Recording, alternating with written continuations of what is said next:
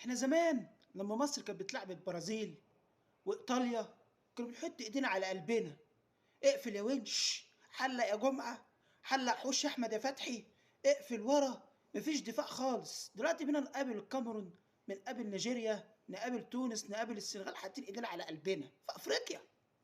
هباب يابا، حاطين ايدينا على قلبنا. كل فريق نقابله في افريقيا حاطين ايدينا على قلبنا. ليه؟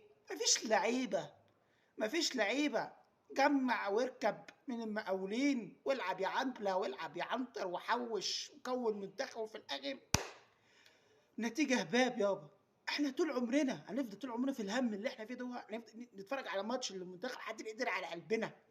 مفيش هجوم، مفيش هجوم. ده كرة النني لصلاح في ماتش الكورة هو وصلونا لكأس العالم. الاتنين بيلعبوا في الدوري الانجليزي، غير كده مصر ما كانتش هتوصل. مصر ما كانتش هتوصل في سنة سواد.